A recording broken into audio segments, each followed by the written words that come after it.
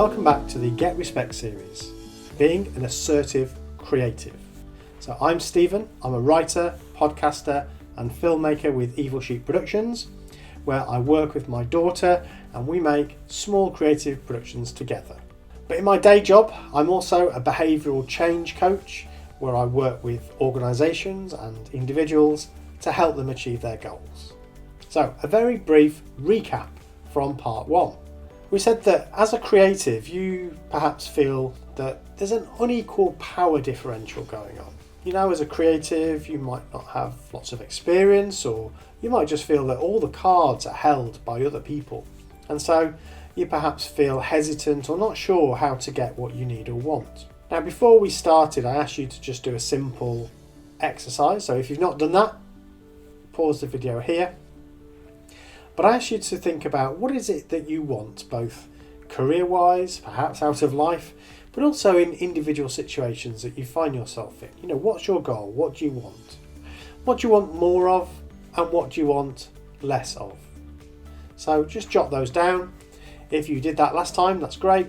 Keep that handy, because we'll refer to that from time to time throughout this program. We defined assertiveness in two ways. So we said that assertiveness was a way of behaving that makes sure you get attention and respect. But we also said that it's a way of behaving that gives you the best chance of getting more of what you want and need, whilst at the same time maintaining a good working relationship with other people. And that's something you need if you're in any industry, quite frankly. We talked briefly about alternatives to assertive behaviour, the so-called natural behaviours like aggressive behaviour, passive behaviour, or perhaps a slightly more scheming passive-aggressive. We said that passive behaviour was a way of behaving that meant that your wants or your needs were ignored and you didn't get what you needed or wanted from situations. You don't make enemies, but you might struggle to get respect. Your point of view is not listened to or valued, and you don't get what you need or want from a situation. And then we talked about aggressive behaviour, and we said that that's a behaviour that is basically about trying to dominate the other person. So getting what you want through dominating the other person. And this too has consequences. One problem is that you might get attention, but you don't necessarily get respect. You might also be difficult to work with. It makes the working environment difficult, and you might end up with a bad reputation because people don't want to work with you. And then we talked about passive-aggressive behaviour, which is a kind of indirect way of dominating or trying to undermine the other person. So that could be done through sarcasm or through quietly undermining other people. Consequences of that behaviour are that people might not trust you. And again, they perhaps don't want to work with you because you make the atmosphere difficult and quite poisonous. And finally, on our review from last time, I talked about 6 things that you can do, 6 rules for assertive behaviour. And we put that into a little acronym called ADISCO. Adult to adult relationships with people. Adult to adult communication. Being direct and honest, but polite. Using I statements, I need, I would like. Being solution oriented. Calmly expressing ourselves and taking ownership of our behaviour, which means not blaming other people for what we do. So let's get cracking with part 2, which we're going to look at why we do what we do. So we're thinking about the causes of behaviour and whether there's anything we can do to change that. Because it's all very well having a nice little acronym, but when it comes down to it, it's quite difficult to do things a certain way. So is it possible, and do we want to even try? So the first question that I've just alluded to really is, should we actually try to change our behaviour? You know, is that a betrayal of ourself? And I think that's an important question to ask. So we need to, first of all, ask the question, is it possible to change, but also, should we try? So I would describe this question as a question of authenticity versus utility. So what do I mean by that? Well, authenticity is about kind of being yourself. And everybody wants to feel a sense that they can be themselves, be who they feel they are. On the other hand, Utility might be behaving in a way that gets more of what we want. So deliberately trying to behave in a certain way to get an outcome we're looking for. So it could feel that there's a kind of debate about these two. There's a tension between the two. Do we want to be authentic, or do we want to be thinking about a pragmatic way of behaving, the utility of it? So this brings up questions around idealism versus pragmatism. So we might have an idealized view of being yourself all the time, or you might have a pragmatic view, which is I'll do whatever it takes. You might describe that as an all or nothing approach, or black and white thinking. So hopefully you're starting to get the sense that I'm going to recommend that extreme on either side of this discussion, of this debate, is probably not a good idea. And I've tried to illustrate this by means of a pair of scales and thinking about balance. So on the one hand, we might think that we should essentially just be ourselves all of the time and not care about the consequences. People need to take us for who we are, and if they don't like that, well, that's tough. So that would kind of be an extreme authentic position, if you like. I'm just going to be whatever it feels like I'm going to do. I'm going to behave in a way that I want to behave, and basically whatever happens then happens.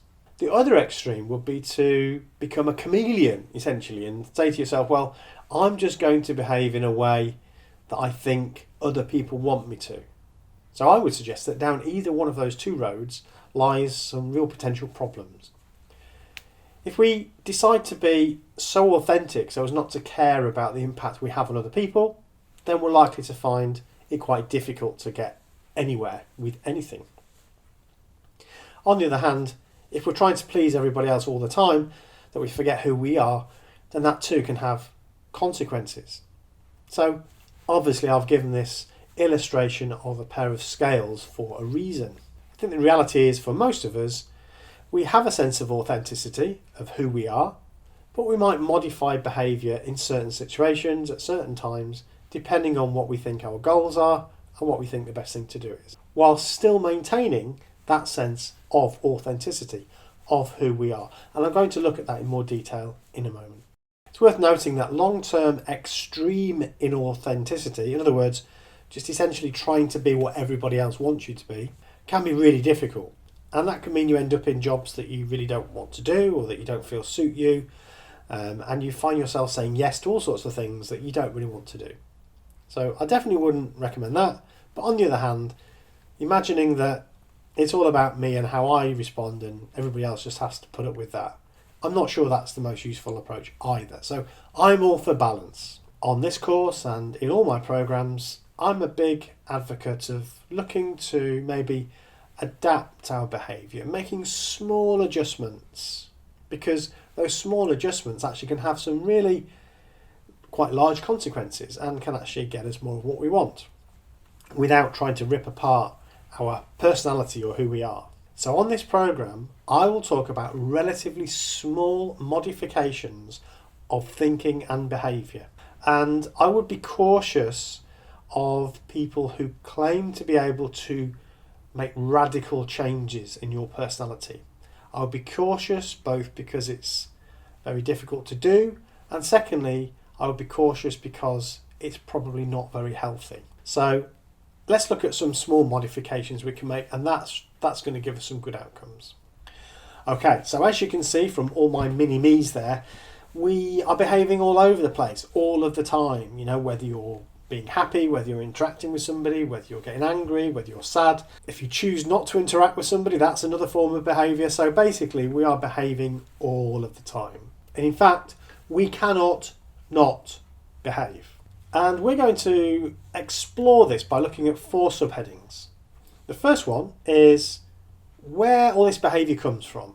So we're going to explore the roots of our behaviour. What's the ingredients, or the set of ingredients that go up to make us? We're also going to look at our sense of identity, who we think we are, and then we're going to look at how we tell stories about that. So how we tell stories about who we are and the narrative we weave around that and why that's important. And finally, we're going to think about how we learn and how we can perhaps be more deliberate about the lessons we learn from our experiences. So let's start with, what's the source of our behaviour? Where does it come from? Well, essentially there's 4 elements that we're going to discuss. So firstly, we get a whole bunch of stuff for free. In other words, our instincts are there to start with. However that's been coded, we have that from the moment we're born. And of course animals have those instincts too. Here's an example of one of our most powerful instincts, which is our fear response. So when we feel threatened, when we feel afraid for whatever reason, whether that's life or death fear or maybe social fear, we have generally one of 3 responses. We either come out fighting, or we might try to remove ourselves from the situation, run away in other words, flight response, or we might freeze, not quite know what to do, and we end up like the proverbial rabbit in the headlights. So these are very natural ways of behaving. We don't think about them, we don't plan them, they just happen straight away without us even thinking about it. These are instincts, and we've got quite a few of them. Fear is one of the most powerful type of instincts, but of course we have lots of others too. Something else we get for free is our inherited traits from our parents and our other ancestors. So you may have been told, oh, you're just like your dad, or you're just like your mum, or, I can see your granddad in you. And so you kind of have these traits, these tendencies to behave in a certain way. And that's because we've inherited them. So personality traits are, to some degree, heritable. So we end up inheriting some of these tendencies. Another really important element is our environment. So our environment is basically everything that's not inherited. So that could be, where we were born, the culture in which we were born into, what happened to us as children, what happened to us years ago or last week or whatever. So our environment is constantly impacting upon our thinking and ultimately on our behaviour. So our behaviour comes from our environment. Our childhood has a big part to play in this, but we do have the ability to learn and develop and change pretty much all through our lives. And finally, the one that I want to focus on today is what I've called being human. So what do I mean by being human? Well, being human are those ways of thinking and ways of behaving that, whilst some animals who are very intelligent might have some of those things, we think that humans are pretty unique in the amount of this type of thinking that we do, such as reflecting upon what's happened. You might have an experience and then you might think about that for a while, think about what happened. That could make you angry, or it could make you think about how to do it better next time. You might then plan, perhaps rationally think about, right, next time that happens, I'm going to do this. So you're rationally now planning the future. This gives you a feeling of self-agency, so you can sort of make decisions about what you're going to do. Now, whilst instincts are incredibly powerful and it's hard just to ignore them entirely, we can think of new tactics and new strategies to overcome some of our tendencies and things we might have done before. So these are human qualities, the ability for us to think rationally and reflect upon what we're doing, what we did, and what we should do for the future. And this relates to goal setting, because of course if we are able to set goals, then that means we can think about what's the best way to achieve those goals. So it allows us to plan our behaviour, to plan years into the future.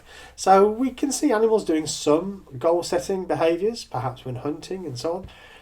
But it's unlikely to imagine a dog thinking, when am I going to be in 10 years' time? So only humans, as far as we know, have that kind of really long-term goal setting and then planning to achieve things that we want.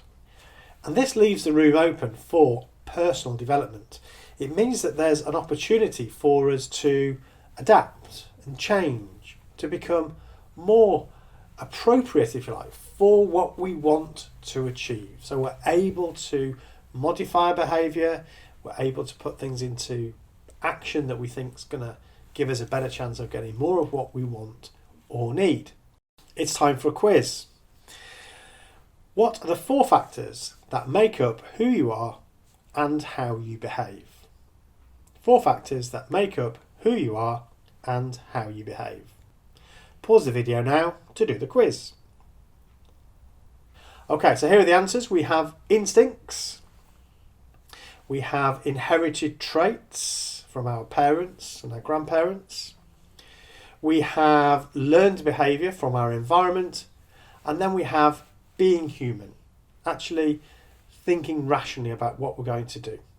So the great news about the human factor, if you like, is that it gives us opportunity for agency. It gives us opportunity to make decisions about what we're going to do and how we're going to do them. So while some of the things that go towards our behaviour, like instincts and inherited traits, we've got those and we can't really change those, we can make some decisions about how we're going to behave. So we have some room to adapt and to modify our behaviour. That's really the area that we're focusing on this programme. Okay, so let's have a look at the second subheading that we want to understand assertiveness, our mind, and where our behaviour comes from, and that's our identity. So what do we mean by identity? So I'm going to draw on a theory called self-concept theory, because it's a really useful way of thinking about our identity and who we see ourselves as being. And a good way of describing this idea is that your self-concept is my theory of me. It's your theory of you. So think about it like that. So your self-concept is how you think you are, what you think you are, how you behave, what's your identity. So one way of describing it is, it's my awareness of a set of characteristics, values, and beliefs about myself. When it comes to this self-concept, there's a couple of things that I need in order for it to work. Firstly, I seek to maintain internal consistency. So all these different parts of me, how I would describe myself, I kind of look for those to be consistent. So that's one thing. Secondly, I seek to protect and maintain a feeling of self-esteem. So what do I mean by self-esteem? A feeling that I'm important, that I'm valued. The third element that's worth noting is that this self-concept gradually changes over time, or can gradually change over time. So we can gradually shift our self-concept, or at least modify it a little bit. So we'll talk about how we might do that and why we might want to. So let's just remember those two things. Self-concept theory is the idea that it's a sense of how we think about our characteristics, our values, our behaviour, and how we describe those. And self-concept theory says that we try to defend our sense of self-esteem. We want to be seen as valued, and we will defend that. And we try to promote that feeling as well. So let's have a look at an illustration. Now, I've used myself as a model because I think it's only right that I should talk about my own theory of me, because really we're talking about everybody's individual theory of us. It's not about how other people see us, it's about how we see ourselves. So I can't really develop your theory of you, only you can do that. This is my theory of me. And of course, I've not put everything on here. These are just some of the ways I think of myself. So I'm going to start with human. I see myself as a human first and foremost, I suppose. Then underneath that, I do have quite a strong sense of my male gender, if you like. So I see myself as a man. And a very salient part of my identity is that I'm a father. And then if we look underneath these, we see things like, I'd like to think of myself as caring. In fact, I do think about myself as caring. And I'm quite a serious person. I like a joke, but I am generally quite a serious person. I'm thoughtful in the respect that I think about things a lot. I'm also a psychology graduate and I'm a trainer.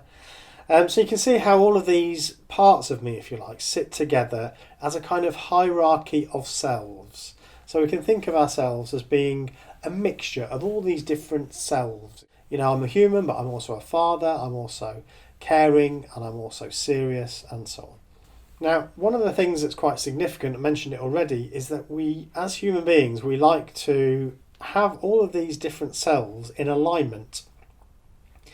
So as you can see there, being caring sits very naturally with being a father, which sits naturally with being a man, which sits naturally with being a human. So if I have very contradictory selves, things that seem to cut across each other, then that can be quite difficult for me. It can damage a sense of well-being. So one of the things that for our well-being we kind of should try to aspire to is to make sure that our different concepts about ourselves are aligned, in harmony with each other. There's no big massive differences. Sometimes people talk about having to be a different person when they're at work, and this is one of those tropes, isn't it, on films and so on, mafia bosses or Nazis, doing terrible things during the day and then going back to their families. We see that as incongruent, as difficult to resolve. And there's good evidence that people, although they are able to do that for a period of time, it can damage them psychologically. So we look to try to have congruent, aligned different selves that seem to be pointing in the same direction.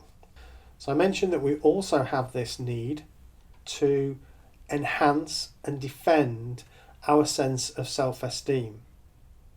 So that means that we need to feel that we are valued, that we are worth something in the world, or at least to other people, that we have some level of importance.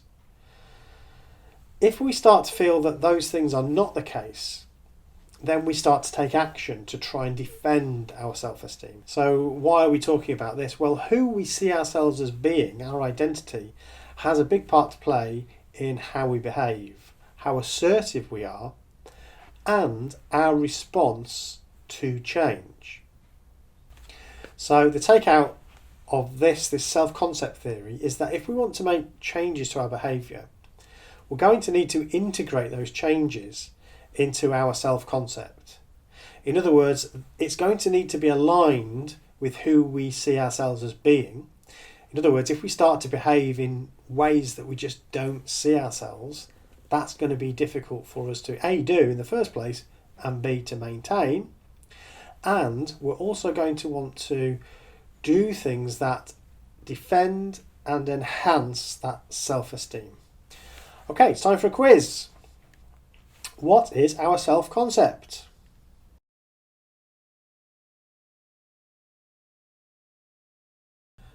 Your self-concept is your theory of you. My self-concept is my theory of me.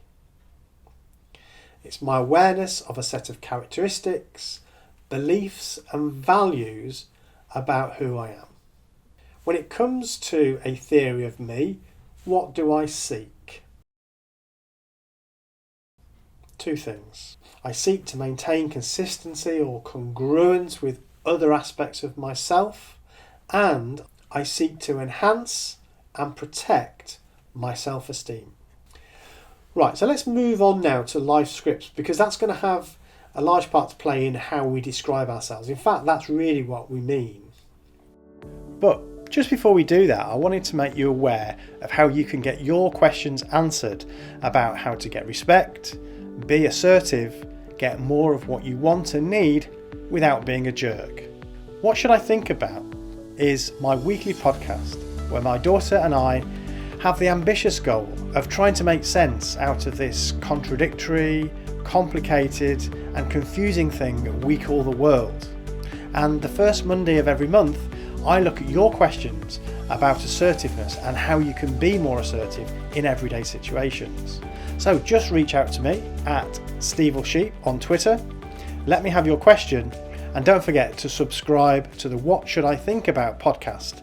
New episodes every Monday. So what is your life script? Your life script is a story that you tell yourself and other people about yourself. It's your own narrative, it's your own story. And of course that'll be made up of lots and lots of stories that all come together to make an overarching narrative. That's your life script. If identity is about what you think about yourself, your life script is how you talk about yourself. This story is based upon your self-concept, and it also uses examples, metaphors, other stories to kind of weave a narrative about who you are. So you're likely to tell people about a time when you did this or when you experienced that, and you sometimes go back to school to talk about this. At school I was really naughty, or I was really good at history, or I was really good at this or really good at that, or I didn't like this or I didn't like that, and that shaped the way I do things all these years later. So these stories weave themselves together to make this overarching narrative about who you are. So you might say things like, yeah, I always do X when Y happens. That's part of my nature. When somebody says this to me, I always do that. I do X because of a past experience. I've learned those bad habits, or I've learned from the best, and that's why I do what I do now. I'm not very good at X because of my personality. I'm just not very good at it, Or I'm good at X because it's just natural, it's a gift. These are all stories that you tell yourself about yourself, and you tell other people about yourself, all based around your self-concept. Just like I described myself as being a father and somebody who cares about my daughter. So one way of thinking about this script is that it's so important because it creates a feedback loop which helps you to explain what's happened to you and what's happened around you, but it also helps predict what's going to happen in the future. And the two kind of feed off each other. So your script both predicts and explains your behaviour. Here's just a pictorial example of that diagram that I've just shown you. So we might say to ourselves before we go into a situation, I don't think I'm going to get what I want because I find it really difficult to ask for things, to say what it is I want or need. It's just that's the way I am, I've never been able to stand up for myself. So I don't think I'm going to get what I want out of this meeting or this situation. And then after the meeting, you might say, yeah, I didn't really get what I wanted out of that situation because I've never been very good at that sort of thing. I've never been very good at getting what I need or want. So in a way, these are mirror images of the same person, the same narrative. They're just temporally different. One reflects what's going to happen and the other then explains it. We might call it a self-fulfilling prophecy. So let's have a look at a couple of examples of this. You see, I take after my nan. My mouth always gets me into trouble. So that is a narrative sometimes I hear people say. There's some relative, could be their parents or could be their grandparents or even could be an uncle or something. Oh yeah, I'm just like my Uncle Joe. My mouth always gets me into trouble.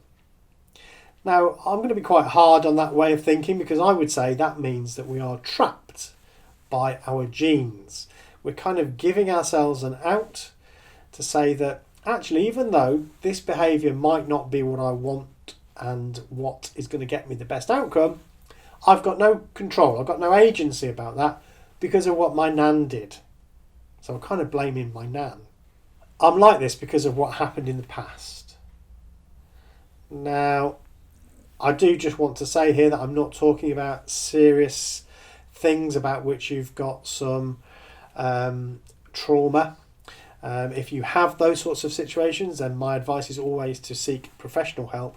But here I'm just talking about everyday decisions that we might make, and we put it down to a terrible boss we had 10 years ago, or the first boss I ever had, or whatever. And we sort of explain our behaviour based around our past.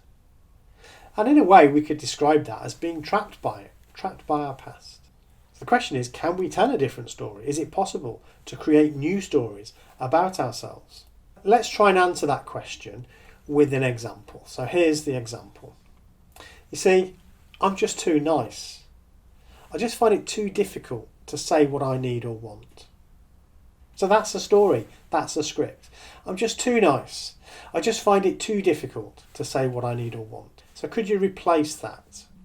What about, I like to be nice, So I'm always polite when I say what I need or want. So can you notice the subtle difference there? The first one, I'm just too nice. I just find it too difficult to say what I need or want. So that closes us into this idea that we just simply can't get past our genes. The second example is saying that because of my being nice, I always ask for what I want or need in a polite way. So there's an assumption there that I can and I do ask for what I want, but there's an acknowledgement of who I am.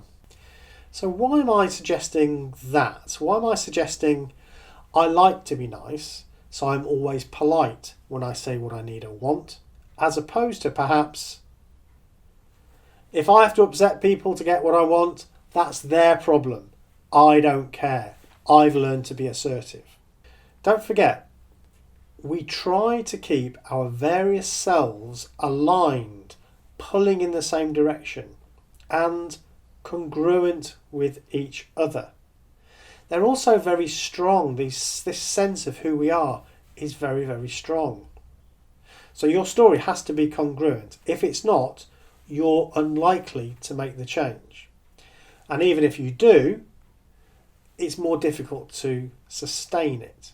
Don't forget, I've already mentioned the fact that on this course, I recommend small changes, modifications that can have big outcomes. And be cautious of claims that you can radically change your personality. Don't forget, small changes can have big effects when it comes to the outcomes you're looking for. So the nub of this is, if being nice is an important part of your hierarchy of selves, this way that you see yourself, if being nice is part of that, then trying to unnice yourself is going to be very difficult, if not impossible. And I would suggest unnecessary. So you're not going to try and unnice yourself, but what you're going to do is incorporate your ability to ask for what you want while still allowing that to happen within the concept of nice. Therefore, I'm okay with asking what I want and need, but I do it in a nice way because I'm a nice person, as opposed to I'm suddenly going to become a completely different person and I'm going to, kick ass from now on. If that's not you, if that's not your self-concept, if that's not the way that you see yourself, and everything else would have to change to integrate that new way of thinking about yourself, it's going to be very unlikely to happen or stick. And it's also going to be quite uncomfortable for you to do. So, if you're going to make a change, make a small change, and one that can integrate into your concept of who you are, which means you can tell a story that makes sense.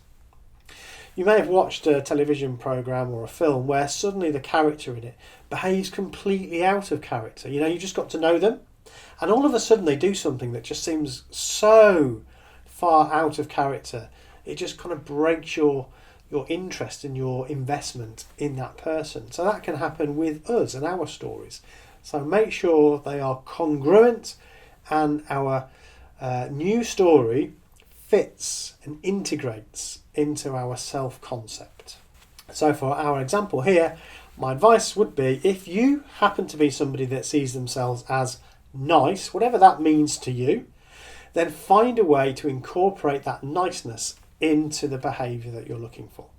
Now, of course, you might not see yourself as nice. You might see yourself as a go-getter or just somebody that doesn't really care what other people think. Okay, that's fine. Then if you're trying to modify your behaviour, you need to incorporate it into that concept.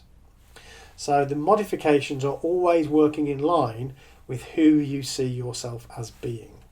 So I'm just too nice. I just find it too difficult to say what I need or want. Changing to, I like to be nice. So I'm always polite when I say what I need or want, has a much greater chance of success for you. Now we can also think about this story or these stories as forming an overarching narrative. And some examples are here. So we're talking about, our genetic makeup, what we've inherited from our parents, plus our instincts, our experiences. So let's incorporate all that together into an overarching narrative. You know, I have these genes and I have this history and I can't change that. Some of this is really useful to me, but some isn't so much. As a human, I have some personal agency to make choices, and I'm going to do that. So there's a narrative that you could weave together to think about how you might want to modify some of the responses, some of the ways that you might be behaving currently, how to get more of what you want in the future. A way of being human could be, I know my goals, I know what I want to achieve, and I think about the best way to behave in order to get those things. Okay, time for a quiz. What is a life script? A life script is a story you tell yourself and other people about yourself.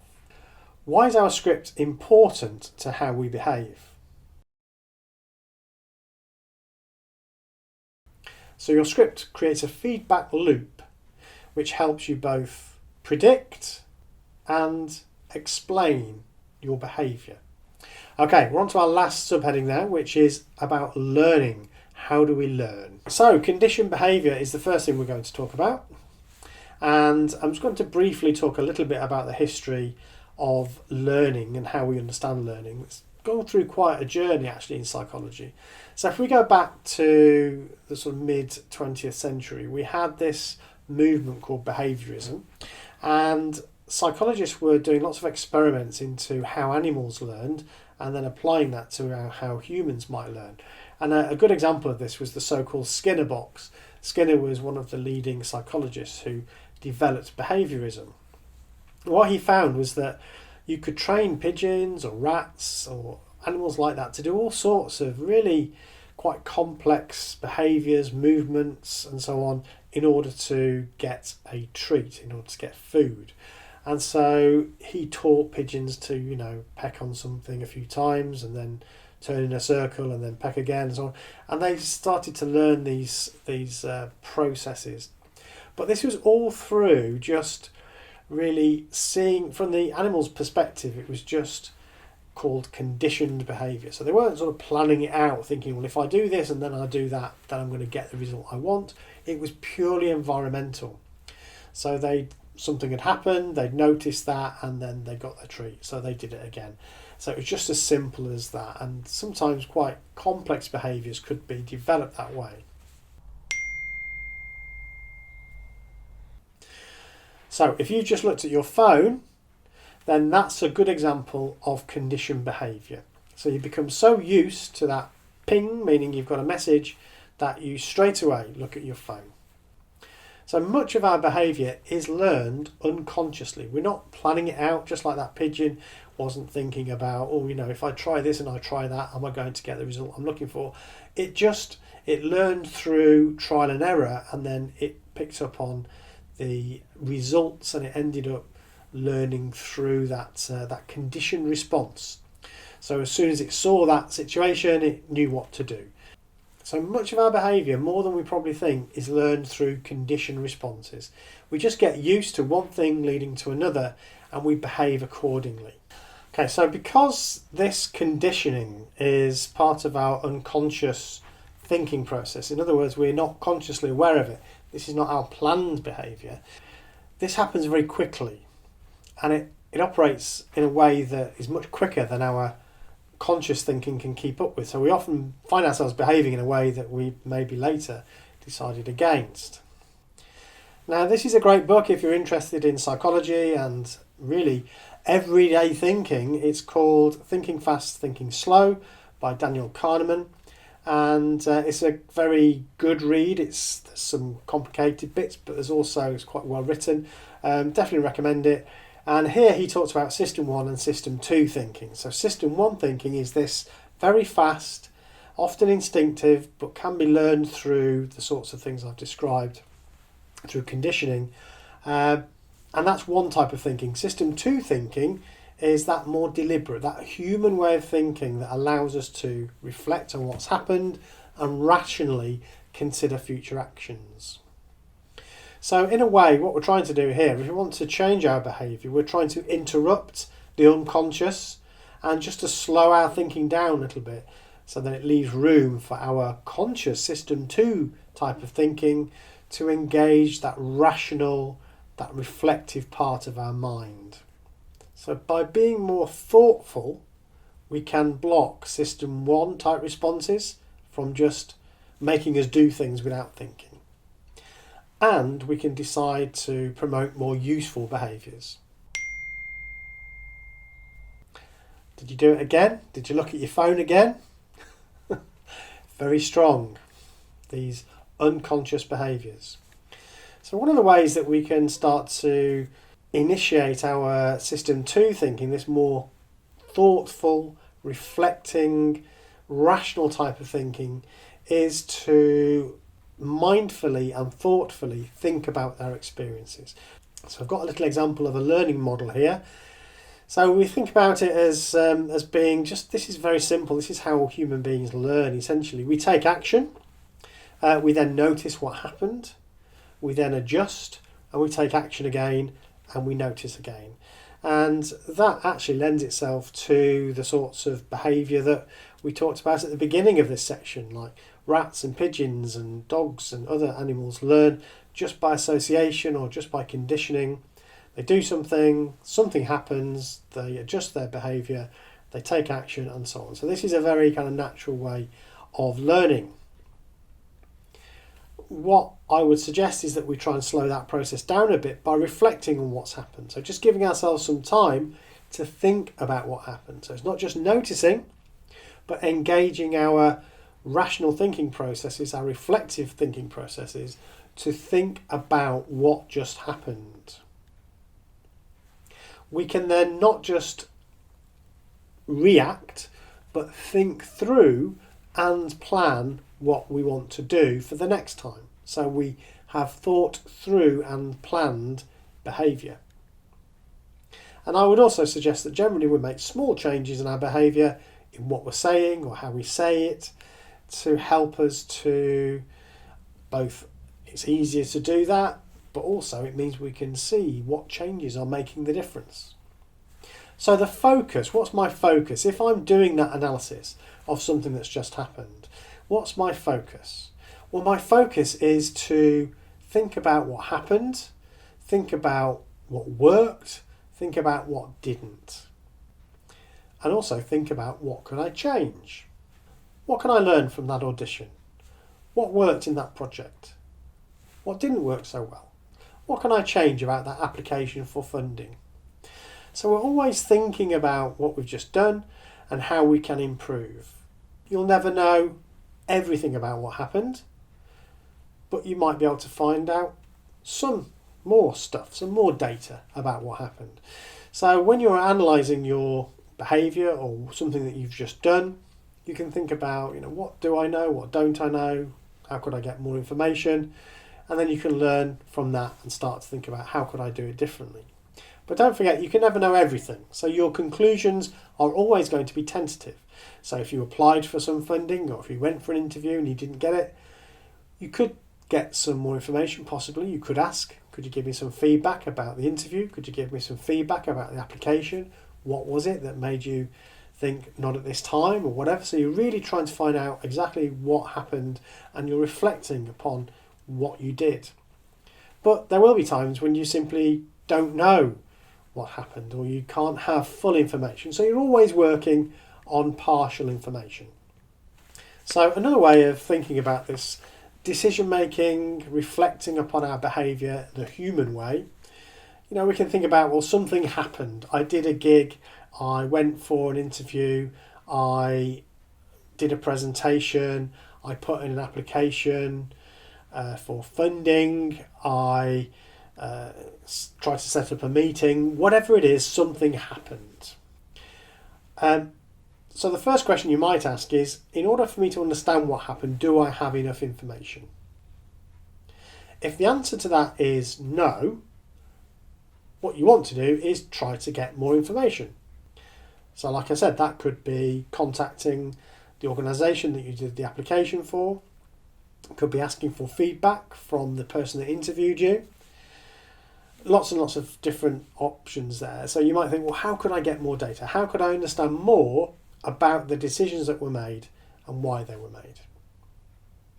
And then what you learn about that feeds back in to your analysis of what happened.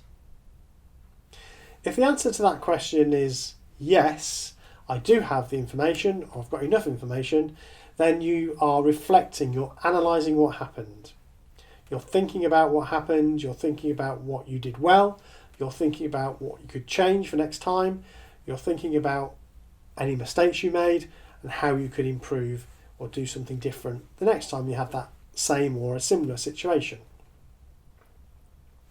You can then plan for that. So, okay, I'm going to do this the next time, or maybe you've got another interview coming up, you're going to plan how to change what you did in that situation. And then you act accordingly. Of course, that action, once executed, becomes the fact that something has happened. So you can see, again, this is a learning loop. In fact, these two illustrations are really the same thing, just in a bit more detail. Or the one on the left has got more detail in it. But really, it's about learning from our experiences, thinking through what happened, considering what the improvement could be in what we're doing and how we might do it. A few things to remember. Don't forget that the idea here is not to be perfect every time. You know, it's not to beat ourselves up. It's not to look for reasons to castigate ourselves or think we're no good. It is purely to learn and think about how we might improve the next time. It's to raise our consciousness. It's to increase that system 2 thinking, allowing us to think through what happened and how we might improve next time. It's about responding more like a human and less from our instincts. It's definitely not about beating ourselves up. It's about learning and gradually finding the most useful actions to take, which could include behaviours, how we interacted with those individuals. The great news about this is that just like those other less conscious ways of behaving, eventually these new ways of behaving, the new approaches that we might make, the new way we might ask for something, or the new way we might say what it is we wanted or needed, or the new way we might behave like an adult as opposed to a child, or stay an adult rather than go to parent, or use I statements. The good news is those things can become habits, just like the unconscious behaviours. In fact, they become unconscious behaviours. So we then have adopted these new ways of doing business, of behaving. But it does take time. So at this point, I want to hark back to a disco, because that's at the heart of how we can learn. This is the framework around which we can place events and things that have happened. We can think about, were we talking to the person as an adult? Did they drive us down to child? Or did they make us behave like a parent? How could we maintain our adult ego state next time? Was I direct? Was I clear about what I wanted to put over to the person? Was I clear about what I needed? Was I clear about the conditions that I was looking for? Did I use I statements? I would like, I need.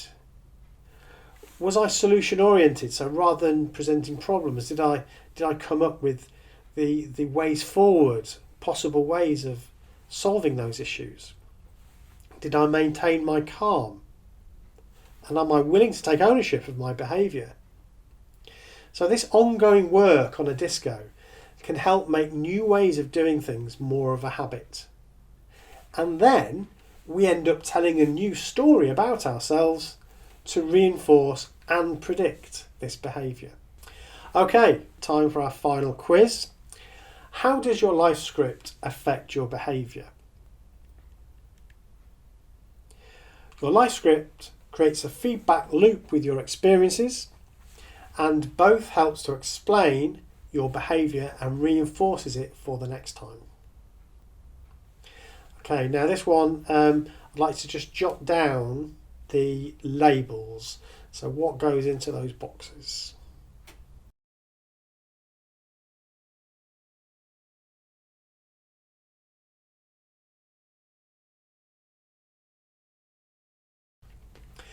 Right, we're nearly at the end of part 2. So to summarise, we have various different causes of behaviour.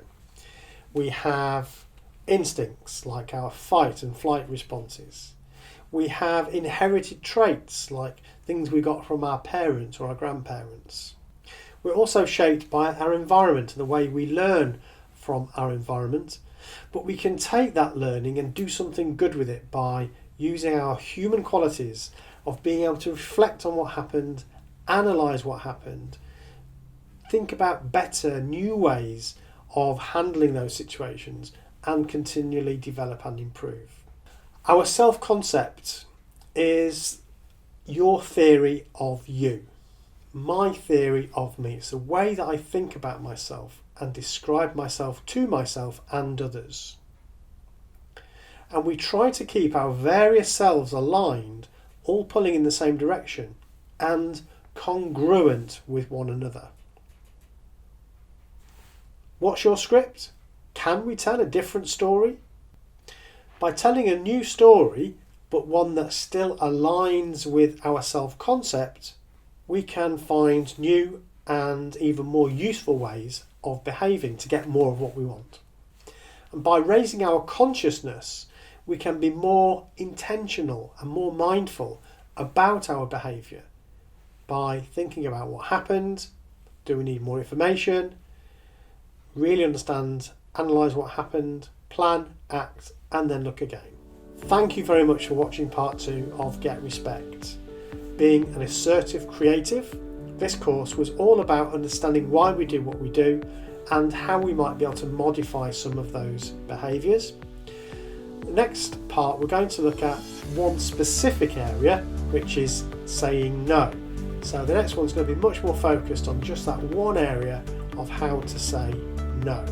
Okay, so thank you very much for watching. Don't forget to reach out on Twitter and let me know how you're getting on with the course.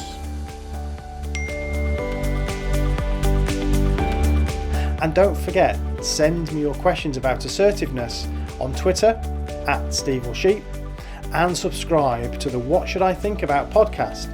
New episodes drop every Monday.